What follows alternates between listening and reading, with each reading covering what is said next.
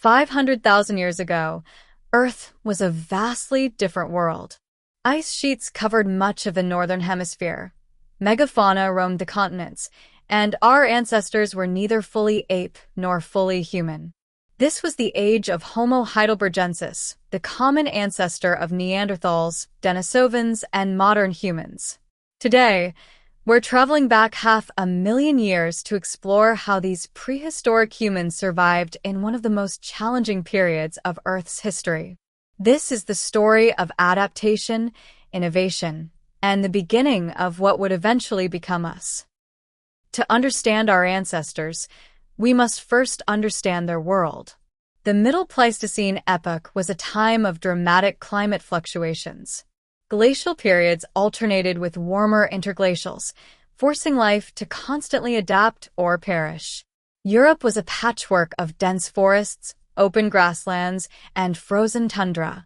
Massive creatures dominated the landscape: woolly mammoths, straight-tusked elephants, cave bears, and saber-toothed cats. These weren't just animals. They were both resources and threats to early humans.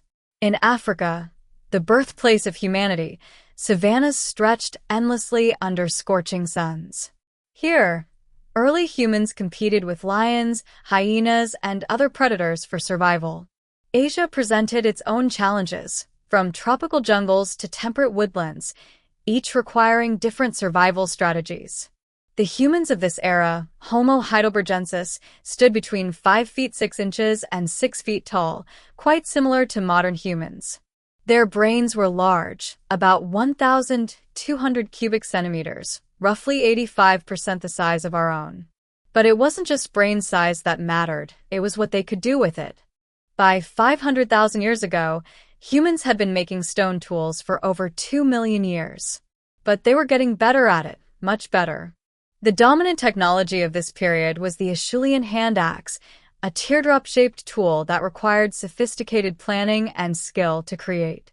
Unlike earlier, cruder tools, hand axes showed symmetry and design. They weren't just functional, they were crafted with intention. Creating a hand axe wasn't simple. It required selecting the right type of stone, usually flint or obsidian, understanding how it would fracture, and striking it at precise angles. This process, called knapping, could take 30 minutes to an hour. It required patience, skill, and the ability to envision the final product before a single strike was made. These weren't single-purpose tools.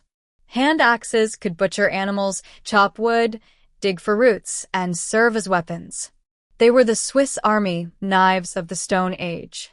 And here's something remarkable.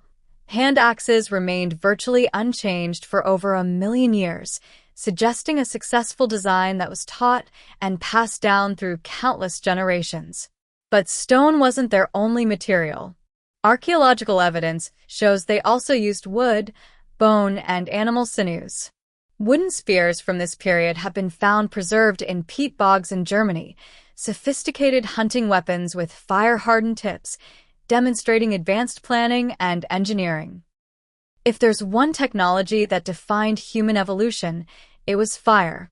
By 500,000 years ago, humans had mastered its control, and it changed everything. Fire provided warmth during brutal Ice Age winters. It offered protection from predators that prowled in the darkness. Cave bears, lions, and hyenas all feared fire, giving humans a powerful defensive tool. But fire's most revolutionary impact was on food. Cooking meat made it easier to digest and killed dangerous parasites and bacteria. It broke down tough plant fibers, making previously inedible foods nutritious. This meant humans could extract more calories from the same amount of food. More calories meant more energy for bigger brains. Some anthropologists argue that cooking was essential to human brain evolution. Our ancestors could never have developed such large, energy-hungry brains without the nutritional boost that cooked food provided. Fire also became a social center. As darkness fell, groups gathered around flames. This was time for sharing stories, teaching skills, and strengthening social bonds. Language likely evolved in these firelit circles, where communication became crucial for survival. Evidence from sites like Zucudian Cave in China and Terra Amida in France shows ash deposits, burnt bones, and fire-cracked rocks, clear signs that fire wasn't accidental but controlled and sustained. How did these humans feed themselves in a world without supermarkets, agriculture, or even fishing nets? The answer: they became the most versatile hunters and gatherers Earth had ever seen. Hunting 500,000 years ago wasn't the solo activity we might imagine. It was cooperative, strategic, and incredibly dangerous. Homo heidelbergensis hunted everything from small game like rabbits to massive elephants weighing several tons. The wooden spears from Skåningen, Germany, dating to about 400,000 years ago, show us they were active hunters, not just scavengers. These weren't crude clubs. They were balanced throwing spears designed for accuracy at a distance. Hunting strategies likely included driving herds toward cliffs or into swamps where animals became trapped. They used fire to create grassland burns, channeling animals toward waiting hunters. This required communication, planning, and teamwork, hallmarks of human cognition. But hunting was only part of their diet. Gathering provided consistent, reliable nutrition. Women, children, and older adults likely focused on collecting nuts, berries, roots, and tubers. These plant foods were rich in vitamins, minerals, and carbohydrates. The key to their success was dietary flexibility.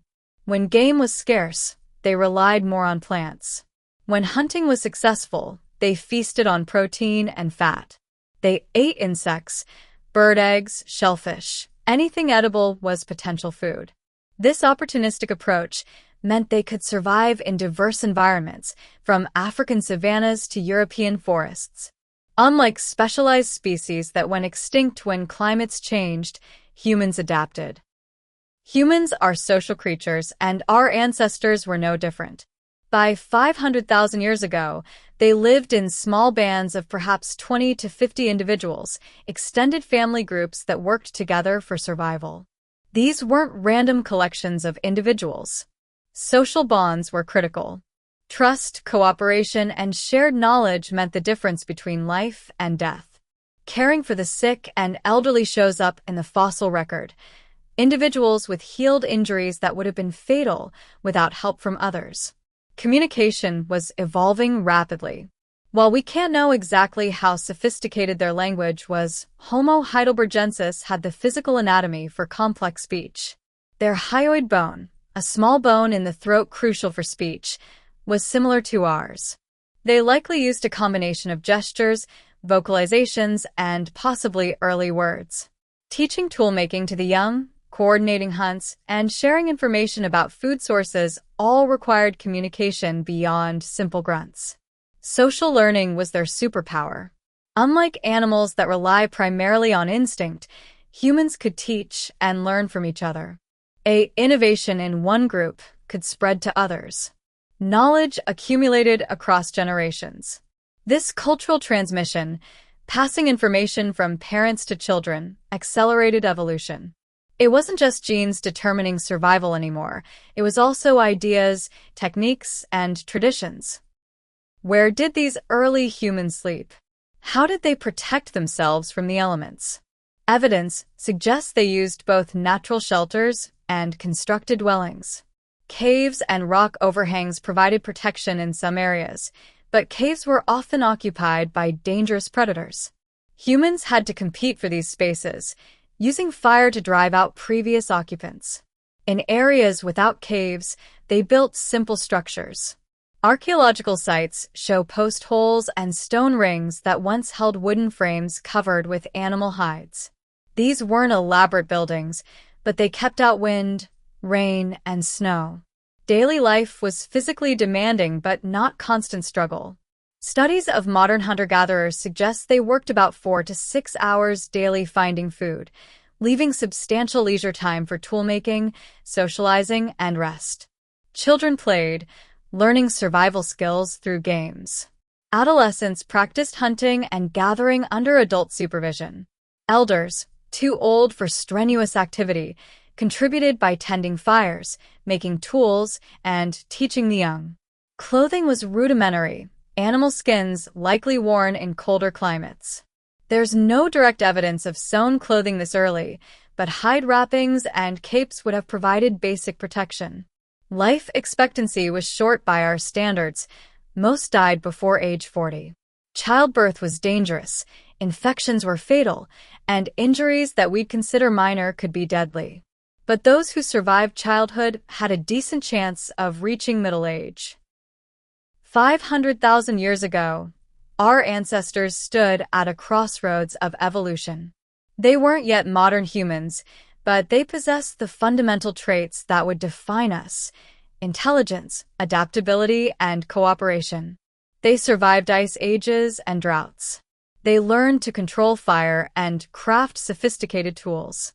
They formed complex social bonds and developed the beginnings of culture and language. Most importantly, they passed their knowledge to the next generation, creating an ever-growing repository of survival strategies. From Homo heidelbergensis would emerge multiple human species: Neanderthals in Europe, Denisovans in Asia, and eventually Homo sapiens in Africa. Each would face their own challenges, develop their own innovations, and leave their mark on human history. When we look at our lives today with technology, civilization, and comfort, it's easy to forget these origins. But within each of us carries the genetic legacy of those prehistoric survivors. Their adaptability is our adaptability.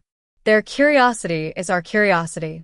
Their will to survive, to learn, and to thrive courses through our veins.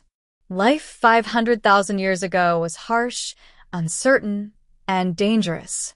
Yet our ancestors didn't just survive. They evolved, adapted, and laid the foundation for everything humanity would become. Their story is our story, and it's a story of remarkable triumph against overwhelming odds.